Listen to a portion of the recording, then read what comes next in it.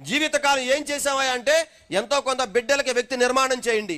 కుటుంబంలో చెప్పండి, మన తాతల తండ్రులు ఏదైతే పరిపాలించారో ఇవాళ కొలుపులు కానీ దేవర్లు కానీ మన వారసులు ఇచ్చినట్టు ఆనవాయితీని పాటించకపోతే నీ బిడ్డల ముఖాన్ని అన్ని మాత్రం ముద్రేసి వెళ్ళిపోతాడు. నీ వంశానికి నీ బిడ్డలకు తరతరాల పాటు నువ్వు ఇచ్చే వారసత్వం ఏందా అంటే చరిత్రను మర్చిపోయి పిచ్చి అన్య మతంలో పోవటం వల్ల చాలా దారుణమైన పరిస్థితి ఉంటుంది. ఆ కమ్యూనిటీ భగవంతుడే మన కులంలో పుట్టాడు, ఇంతకంటే గొప్ప ఇంకొకటి లేదు లేబోదు అని చెప్పారు. భగవద్గీత, ఇది మాట ముగిస్తారు ఒక్క సెకండే. భగవద్గీతని బహుమతులుగా ఇస్తున్నాం. నేను చెప్తాను, ఈ రోజున వేల సార్లు భగవద్గీత విన్నాను.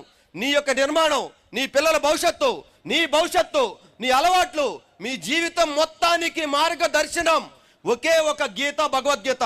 ప్రపంచం మొత్తం చదువుతుంది, కానీ ఇంట్లో మూల పెడతాం, పూజిస్తాం. చదువుతున్నారా? చదివే ఓపిక లేదు. వింటున్నావా? వినే ఓపిక లేదు. అయ్యా ఈ టచ్ ఫోన్, సెల్ ఫోన్ తీయండి. మొన్న కూడా చెప్పాను ఈ కోటప్పకొండలో, టచ్ ఫోన్ తీయండి. భగవద్గీతను 150 భాగాలుగా విభజించి దీంట్లో పెట్టారు. ఈ ప్రపంచానికి భగవద్గీత మొత్తానికి మార్గదర్శనం. అది యాదవ, గౌడ, మంగళ, మాలి, రజక, ఒడ్డెర, కమ్మ, గిమ్మ మొత్తానికి ఈ భగవద్గీత రోజు 98 దేశాల్లో భగవద్గీతని పాఠ్యాంశాలు చేర్చారు. మరి మనం విన్నావా? మన కులంలో పుట్టి మన వంశంలో పుట్టిన కృష్ణుడు రాసిన భగవద్గీత వినో పాస్వర్డ్ చేస్తాం, సినిమాలు చూస్తాం. భగవద్గీత వినకపోతే మన కుటుంబం పక్కదారి పడుతుంది, మన కులం పక్కదారి పడుతుంది. మన వంశంలో ఉన్నటువంటి గొప్ప మానవ శాస్త్రం ఇది. నాట్య దేవుడు కాదు, భగవద్గీత గొప్ప మానవ శాస్త్రం. నీ యొక్క జీవితం ఎలా ఉండాలో దీంట్లో రాసినటువంటి శాస్త్రం. భగవద్గీతకి పేటెంట్ హక్కులు కృష్ణ భగవానుడు. వారిచ్చిన గీతను చదవండి, మీ కుటుంబాన్ని, వ్యక్తులని బాగు చేసుకోండి.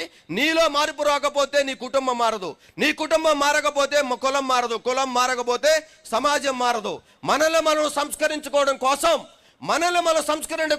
కార్తీక వన సమారాధన మన కులం వాళ్ళందరూ ఈరోజు ఇక్కడ ఐక్యంగా రావడానికి ఏర్పాటు చేసినటువంటి గౌరవనీయులు మన ఉప్పుటూరి పేరయ్య గారికి, బోనమని శ్రీనివాసరావు గారు, అనేక మంది రాష్ట్ర అఖిల భారత యాదవ మహాసంఘం నాయకులకి, అతిరథ మహారంధులకి, యావత్ మన సోదరు వచ్చిన మా ప్రతి ఒక్కరు కూడా పేరు ధన్యవాదాలు చేసుకుని భారత్ మాతాకి జై.